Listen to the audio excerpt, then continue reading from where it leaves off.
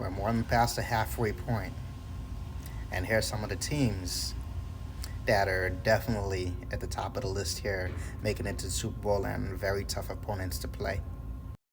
You've got the Detroit Lions.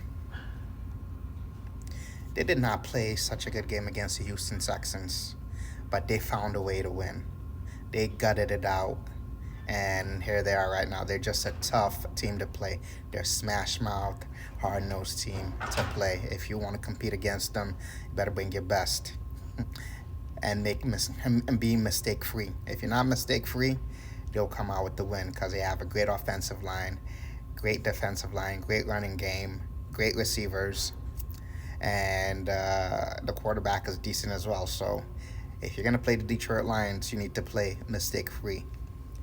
You could be beating them, and they'll come back and get you. So keep that in mind.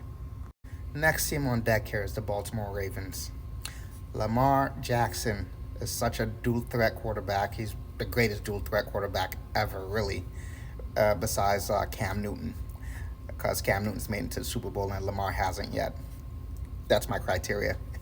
But anyhow, Lamar Jackson is the greatest dual threat quarterback besides Cam Newton. And the Ravens are just, they play hard nosed football, smash mouth football. And they just play a game that's very, very tight. They had a great game against the division rivals in the Bengals. Joe Burrows threw for like 4 touchdowns, 400 plus yards, and Jamar Chase had, 100 to 200 plus yards, 3 touchdowns, and the Ravens still pulled out the win. And in the second half, that's when you know what a team's made of. In the second half, the teams that are great, they take over the second half and they just destroy you. And that's what the Baltimore Ravens did. They took the game in their hands, and Lamar Jackson played MVP ball, and they balled out. So the Ravens are definitely definitely a threat in this playoff, definitely a threat for this postseason, and definitely a hard-nosed team to play so far past the midpoint in the season. Last but not least, it's the only undefeated team in the whole league. You got the Kansas City Chiefs. They're undefeated. Nobody could touch them. They're playing great situational football right now, and even when you think they're down and out, they're never down and out. And the Denver Broncos had them on the ropes, and for all intents and purposes, you would have thought that game was lost. And they come out of nowhere. The special teams block the field goal, and their team really, they're playing in all phases. They're playing perfect in all phases.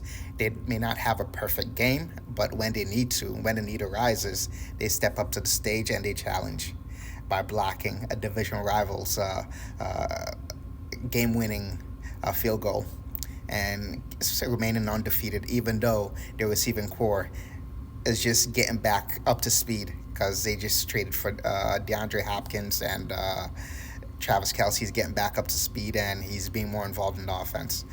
And, they're just a very scary team. If you do not play perfect football against the Kansas City Chiefs, you end up losing the whole game. If you do not play perfect football, you end up losing the whole game. And any mistake at all that you make in the second half, they capitalize on any mistake that you make. That you're like, oh my God, I messed up. Basically, they don't shoot themselves in the foot. They let you shoot yourself in the foot, and they pounce on it and take advantage. So the Kansas City Chiefs are top of the top right now in the NFL, not only because they're undefeated, but because their situational football acumen is great and it's off the charts. They win games they're not supposed to win. They beat teams without playing perfect football, and these teams have to play flawless to beat them.